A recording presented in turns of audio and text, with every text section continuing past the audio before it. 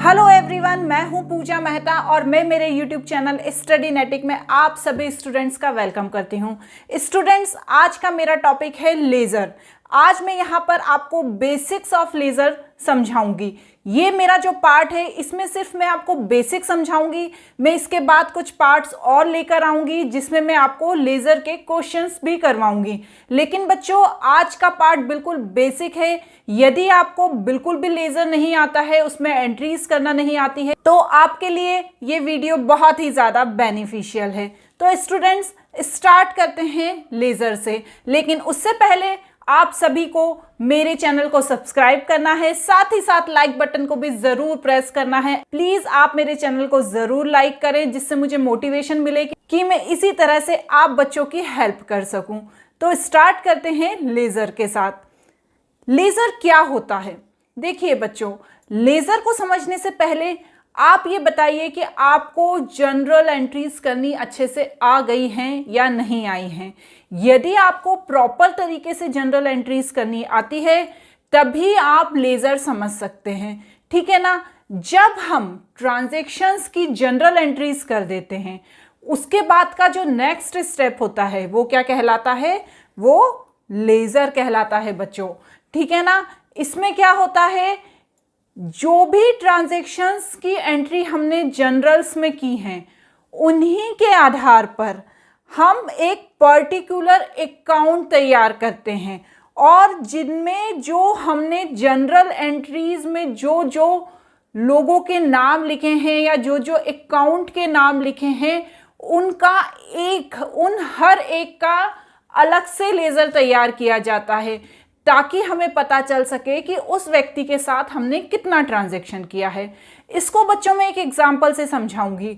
Suppose mister Ram Kumar हैं, उनके साथ हम अधिकतर अपना रॉ मटेरियल खरीदते रहते हैं, ठीक है बच्चों।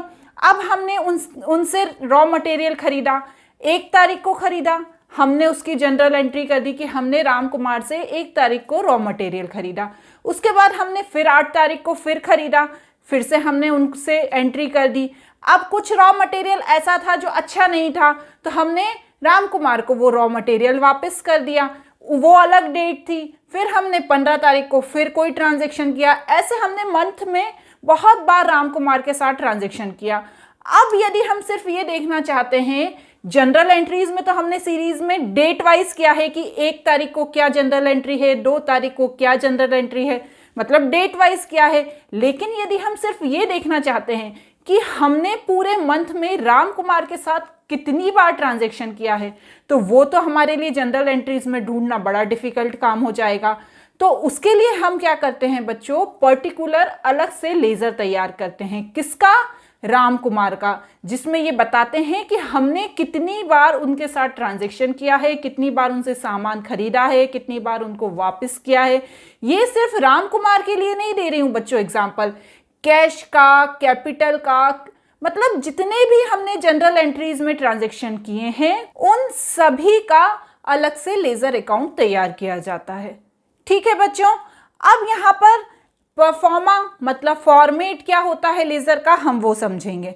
देखिए बच्चों, टी शेप आपको पता ही है, हमने कैश बुक में भी पढ़ा है। ठीक उसी तरह से टी शेप में इस तरीके से ये तैयार कर लिया जाता है, इसे टी शेप कहते हैं। देखिए बच्चों, ठीक है, ये टी शेप बना लिया हमने, debit side and credit side. Clear? Date particular JF amount, date particular JF amount. Date तो आपको समझ में आ गई, जिस डेट पे ट्रांजैक्शन हुआ है उस डेट को लिख देंगे। पर्टिकुलर मतलब हमने खरीदा है, बेचा है, वापस किया है, क्या किया है उसके बारे में लिख देंगे। जेएफ क्या होता है? इसका मतलब होता है बच्चों जनरल फोलियो। मीन्स जैसे अभी मैंने आपको राम कुमार का एग्जाम्पल दिया, अब हमने इतनी सारी उसकी जनरल एंट्रीज करी हैं, तो हमने एक ही पेज पे तो वो एंट्रीज करी नहीं होंगी, 1, 2, 3, क्योंकि मंथ में इतने सारे ट्रांजैक्शन हुए तो हमें बहुत सारे पेजेस भी लगे होंगे, तो हमने बहुत सारे पेजेस पे उसकी एंट्री की है। अब हमें पेज नंबर तो याद नहीं है, तो जब हम लेज़र बनाएंगे राम कुमार का और जब हम एंट्री करेंगे तो उसी समय जिस पेज पे हमने जनरल एंट्री की है उस पेज का नंबर हम यहाँ पर जनरल फोलियो में डाल देंगे। क्लियर हुआ? और अमाउंट, क्या अमाउंट है वो अमाउंट डाल देंगे। ठीक है बच्चों, यहाँ पर डेबिट साइड किस साइड तरफ आता है, left hand side, left hand side debit आता है and right hand side credit आता है। ये तो बच्चों देखिए, जब आप क्लास 11th में आ गए हैं, आप अकाउंटिंग पढ़ रहे हैं, तो ये चीज़ तो मोस्टली बच्चों को आ जाती है कि डेबिट किस तरफ आता है एंड क्रेडिट किस तरफ आता है। फिर भी यदि आपको याद नहीं रहती है तो आप इस तरह से याद कर सकते हैं कि लेफ्ट हैंड साइड हमारा डेबिट साइड होता है एंड राइट हैंड साइड हमारा क्रेडिट साइड होता है। अब क्या होता है नेक्स्ट इसमें इंपॉर्टेंट, देखिए इसमें कुछ चीज़ इंपॉर्टेंट होती है जो आपको लिखना ही पड़ती है। क्या इंपॉर्टेंट है, to return before the account in debit side, means जब हम डेबिट साइड में कोई भी पर्टिकुलर में एंट्री करेंगे तो उसमें आगे की तरफ क्या लिखेंगे, टू, TO2, ठीक है ना। और बाय किस तरफ लिखेंगे, क्रेडिट साइड। ये इसका फॉर्मेट है बच्चों, डेबिट साइड टू लिखा जाता है एंड क्रेडिट साइड बाय लिखा जाता है। क्लियर हुआ।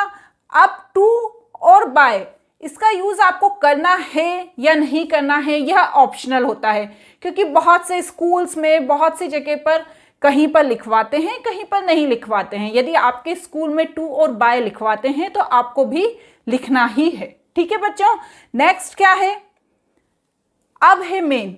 ठीक है, अब जो चीज शुरू होने वाली है वो सबसे ज्यादा इंपॉर्टेंट है, इसलिए ध्यान से देखिएगा। यदि आपको जनरल एंट्रीज आती हैं तो वही मैंने यहां पर लिखी हैं। 1 अप्रैल 2019 को गुड्स बेचा कैश में, कितने का, 5,000 रुपए का। अब मुझे आप इसकी जनरल एंट्री बताइए। कैश आया, गुड्स बेचा हमने तो हमारे पास कैश आ गया, क्योंकि जब भी हम कोई सामान बेचते हैं तो उसके बदले सामने वाला हमको कैश देता है। आप देखिए, आप जब आपकी कोई शॉप है और आप कोई सामान बेचेंगे तो आपको कैश तो मिलेगा ही ना। तो जब भी कोई सामान हमारे पास आता है तो उसको डेबिट किया जाता है, ये जनरल एंट्री का रूल होता है। तो कैश अकाउंट को हमने कर दिया डेबिट, कितना, 5,000 रुपये, क्योंकि देखिए यहाँ 5,000 रुपये दिया था। टू सेल्स अकाउंट मतलब वो कैश हमें किससे मिला, जब हमने कोई सामान बेचा उससे मिला ना, तो यहाँ पर हमने लिख दिया टू सेल्स अकाउंट, कितना, 5,000 रुपये। और ये ब्रैकेट में, जैसे जनरल एंट्री का रूल है आप लोगों को पता ही होगा, ब्रैकेट में लिख दिया। ठीक है, अब हम अभी यहाँ पर ये पहली एंट्री देखेंगे। ठीक है ना, ये पहला वाला जो जनरल है इसका लेजर में कैसे एंट्री की जाती है वो समझेंगे। सेकंड वाले को अभी हमें छोड़ देना है। ठीक है बच्चों, जैसा कि मैंने आपको ऊपर फॉर्मेट बताया है वैसा ही सेम फॉर्मेट आपको बना लेना है बच्चों। ठीक है, देखिए मैंने बना लिया है ना, सेम फॉर्मेट बना लिया है, ये देखिए बना लिया है सेम फॉर्मेट। अब मुझे क्या करना है, ये जो पर्टिकुलर ट्रांजैक्शन है, ठीक है ना, जिसकी मैं जनरल एंट्री कर चुकी हूं, इसके आधार पर मुझे लेजर में एंट्री करनी है। अब वो कैसे करूंगी मैं, पहले तो हम फॉर्मेट बना लेंगे। ठीक है बच्चों, अब यहां पर हमें लेजर अकाउंट बनाना है। किसका मैडम बनाना है, आप ध्यान से देखिए, cash account and sales account, इन दोनों का हमें लेजर अकाउंट बनाना है। मैंने आपको क्या कहा था, जितनी भी हम जनरल एंट्रीज करते हैं उन सभी के लेजर अकाउंट बनाए जाते हैं। तो अभी हमने सिर्फ एक ट्रांजैक्शन का बच्चों हम समझ रहे हैं, तो कैश का और सेल्स का हमें लेजर अकाउंट बनाना है। सबसे पहले हम किसका बनाएंगे, कैश का बनाएंगे। तो हमने यहां पर लिखा लेजर अकाउंट, किसका बच्चों, कैश का, कैश अकाउंट का। अब रूल क्या है, डेबिट साइड टू लिखते हैं एंड क्रेडिट साइड बाय लिखते हैं। ठीक है, अब कैश अकाउंट डेबिट है, ठीक है, 5,000 रुपये। अब कैश अकाउंट को भूल जाइए, आप यहां पर जो कैश अकाउंट लिखा है उसे भूल जाइए, सिर्फ आप इसे देखिए डेबिट को। ठीक है, ये डेबिट को देखिए और इस 5,000 रुपये को देखिए। तो आपको क्या करना है, सबसे पहले जो ये डेबिट साइड है इसमें 5,000 रुपये की एंट्री कर देनी है। ठीक है ना, क्यों डेबिट साइड करना है मैडम, क्योंकि ये जो 5,000 रुपये हैं वो किस में लिखे हैं, डेबिट साइड लिखे हैं। हम बना किसका लेजर रहे हैं बच्चों, कैश अकाउंट का लेजर बना रहे हैं। तो कैश अकाउंट के डेबिट में 5,000 रुपये लिखे हैं, तो हमने भी वही करना है, कैश अकाउंट के डेबिट में 5,000 रुपये लिखना है। ठीक है, समझ में आया। अब 2 में क्या लिखेंगे, चूंकि ये कैश अकाउंट ही है तो इसमें हम कैश अकाउंट तो लिखेंगे नहीं। अब हमें ये बताना है कि ये कैश किसके थ्रू आया है, तो हम क्या करेंगे, टू सेल्स अकाउंट लिखेंगे। किसके थ्रू आया है, सेल्स के थ्रू आया है ना, देखिए आप सेल्स के थ्रू आया है। ठीक है, तो हम क्या करेंगे, टू सेल्स अकाउंट, यहां पे भी तो टू सेल्स अकाउंट ही लिखा है, उसी टू सेल्स अकाउंट को हम यहां पर लिख देंगे। समझ में आया ना। मतलब मेरा समझाने का ये है कि जो चीज डेबिट में दी है उसे हम डेबिट साइड लिख देंगे, और किसके थ्रू आया है, सेल्स के थ्रू आया है, तो वहां पर हम सेल्स अकाउंट लिख देंगे। ठीक है, अब हम क्या बनाएंगे, सेल्स का लेजर। ठीक है ना, हमने कैश का लेजर बना दिया, अब हम बनाएंगे सेल्स का लेजर। ठीक है, ये हमने सेल्स अकाउंट का लेजर बना दिया। समझ में आ रहा है, वही फॉर्मेट है सेम। अब यहां पर कैसे एंट्री करेंगे, सेल्स अकाउंट में 5,000 रुपये क्रेडिट हैं। ठीक है ना, तो वही हम करेंगे, सेल्स अकाउंट में 5,000 रुपये को क्रेडिट कर दिया।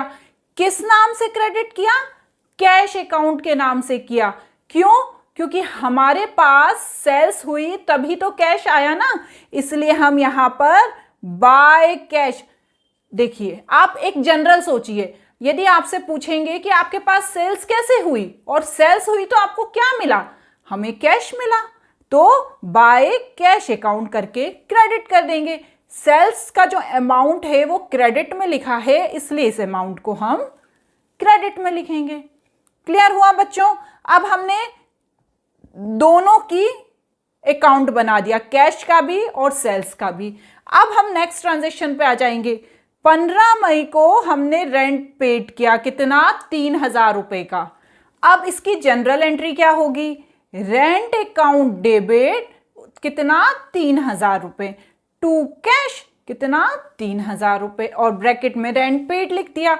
अब इसमें बच्चों क्या करना है, इन दोनों जो जनरल एंट्रीज हैं इनका हमें लेजर बनाना है। लेकिन एक चीज को इसमें आपको ध्यान रखना है बच्चों, क्या ध्यान रखना है मैडम, कैश अकाउंट का लेजर ऑलरेडी बना हुआ है, दोबारा इसका लेजर नहीं बनेगा। कैश अकाउंट का लेजर हम पहले बना चुके हैं ना, जब हमने ये 1 अप्रैल 2019 वाली एंट्री की थी तब हम कैश अकाउंट का लेजर बना चुके हैं।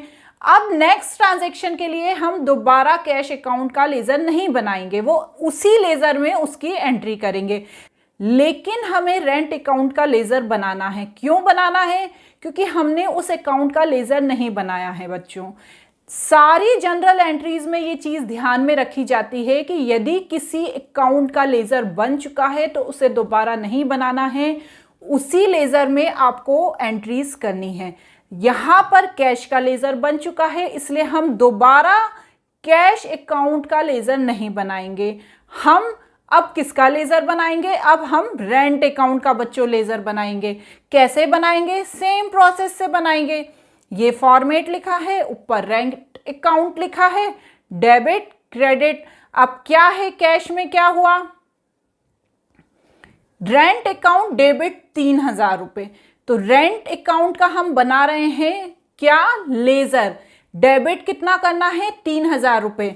मैंने आपको बताया था ना, हम देखेंगे कि डेबिट 3,000 रुपए करना है तो हम रेंट अकाउंट में क्या डेबिट कर देंगे बच्चों, ये 3,000 रुपए डेबिट कर देंगे। और किस नाम से करेंगे, कैश अकाउंट के नाम से करेंगे।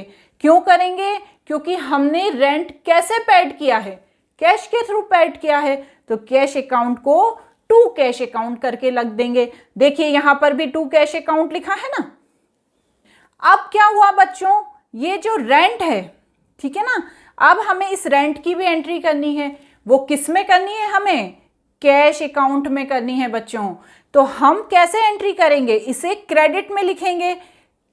इस 3,000 को किस में लिखेंगे, क्रेडिट में लिखेंगे। तो हमने देखिए यहां 3,000 रुपए क्रेडिट में लिख दिए। किस नाम से लिखेंगे, रेंट के नाम से लिखेंगे, क्योंकि हमने रेंट पेड किया है ना, हमें बताना पड़ेगा, क्योंकि हम ये कैश अकाउंट बना रहे हैं, हमने बताना पड़ेगा कि हमने क्या किया है। तो हमने रेंट पेड किया है, तो हम यहाँ पर रेंट अकाउंट लिख देंगे और यहाँ पे डेट लिख देंगे।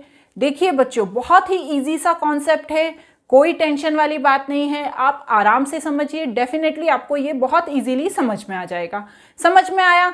अब क्या हुआ, सपोज करते हैं हमने पूरे मंथ में, ये पूरे 2 मंथ में हमने सिर्फ ये 2 ही ट्रांजेक्शन किए हैं, ठीक है ना। अब हमें फाइनल लेजर तैयार करना है, तो हम क्या करेंगे, एंड में उन जो लेजर की एंट्रीज हैं डेबिट साइड की और क्रेडिट साइड की, उनको प्लस कर देंगे।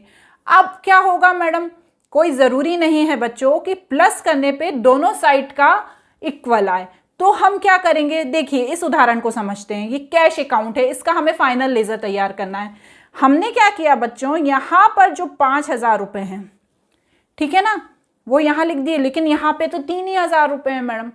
तो हम क्या करेंगे बच्चों, बाय बैलेंस कैरिड डाउन के नाम से 5,000 में से 3,000 गए तो 2,000 रुपये लिख देंगे, ठीक है ना। ये बैलेंस है जो नेक्स्ट लेजर के लिए प्रमोट हो जाएगा, ठीक है ना। इस तरह से इसका कंप्लीट करके इसको एंड कर देंगे। नेक्स्ट क्या है, सेल अकाउंट में भी हम यही करेंगे। अब यहाँ पर क्या है मैडम, एक ही ट्रांजेक्शन है, तो यहाँ पर जो 5,000 रुपये हैं उनको तो हमने यहाँ 5,000 रुपये लिख दिया, लेकिन यहाँ पर तो कुछ भी नहीं है, तो क्या करेंगे, तो हम टू बैलेंस कैरिड डाउन इस साइड लिखकर 5,000 यहाँ लिखकर और इन दोनों को इक्वल कर देंगे। मेन कॉन्सेप्ट ये है कि जो नीचे का अमाउंट सेक्शन है वो इक्वल आना चाहिए। इसके लिए हमें चाहे डेबिट साइड हो चाहे क्रेडिट साइड हो, बैलेंस कैरिड डाउन लिखना होता है। इसी तरह से हम रेंट अकाउंट में करेंगे बच्चों। देखिए यहाँ पर कैश अकाउंट का कितना है, 3,000 रुपये है। अब यहाँ पर तो कुछ नहीं लिखा है, तो हम क्या करेंगे, बाय बैलेंस कैरिड डाउन करके 3,000 लिख देंगे और दोनों साइड का अमाउंट देखिए बराबर हो गया। समझ में आया? बहुत ही क्लियर और बहुत ही अच्छा कॉन्सेप्ट है। अभी ये बेसिक मैंने आपको बताया है, नेक्स्ट वीडियो में इसका एक प्रॉपर क्वेश्चन लेकर आऊँगी जिसे मैं आराम से समझाऊंगी ताकि आपका कॉन्सेप्ट और ज़्यादा क्लियर हो जाए। तब तक के लिए बाय।